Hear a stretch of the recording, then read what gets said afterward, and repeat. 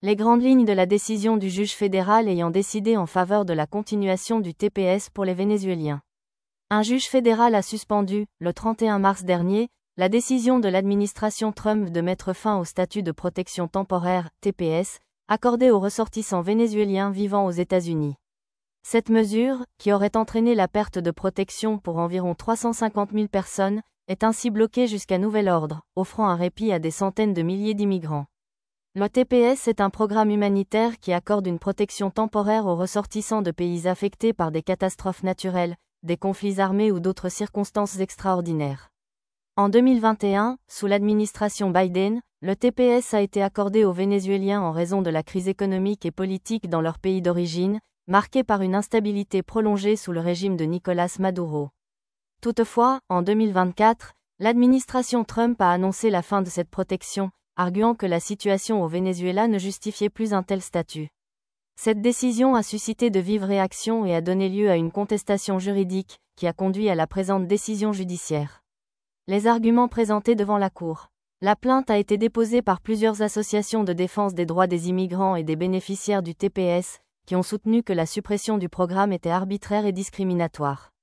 Les avocats des plaignants ont souligné que le Venezuela continue de faire face à une grave crise humanitaire, économique et politique et que mettre fin au TPS exposerait des centaines de milliers de personnes à des dangers extrêmes en cas de déportation. En revanche, le gouvernement a défendu sa décision en affirmant que le TPS était une mesure temporaire et que les conditions ayant motivé son octroi s'étaient améliorées. Les motifs de la décision judiciaire. Dans sa décision, le juge fédéral du district nord de la Californie, Edward M. Chen, a remis en question la justification avancée par l'administration Trump. Il a souligné plusieurs points clés. Le Venezuela demeure en crise. Le juge a noté que le pays est toujours en proie à des difficultés économiques et à une instabilité politique profonde, ce qui rendrait le retour des bénéficiaires du TPS dangereux et inhumain. Un risque de discrimination. Il a également exprimé des inquiétudes quant à une possible motivation discriminatoire dans la décision de l'administration Trump, citant des déclarations antérieures du gouvernement qui pourraient indiquer un parti pris contre les immigrés vénézuéliens.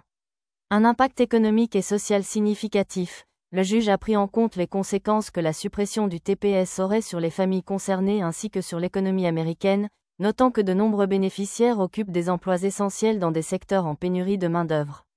En conséquence, la Cour a décidé de suspendre la décision du gouvernement de mettre fin au TPS pour les Vénézuéliens jusqu'à ce qu'une audience plus approfondie ait lieu pour déterminer la légalité de la décision gouvernementale. Les implications de la décision. Cette suspension représente un soulagement temporaire pour les 350 000 Vénézuéliens concernés, mais elle ne constitue pas une solution définitive. Le débat sur la fin du TPS pourrait se poursuivre pendant plusieurs mois, voire des années, en fonction des éventuelles décisions judiciaires ultérieures. Cette décision représente une lueur d'espoir pour les immigrants haïtiens aux États-Unis bénéficiaires du statut de protection temporaire. L'administration Trump avait décidé de diminuer la période d'éligibilité du TPS pour les Haïtiens. Cette période, qui devait arriver à échéance le 3 février de l'année prochaine, arrive maintenant à terme le 3 août de cette année.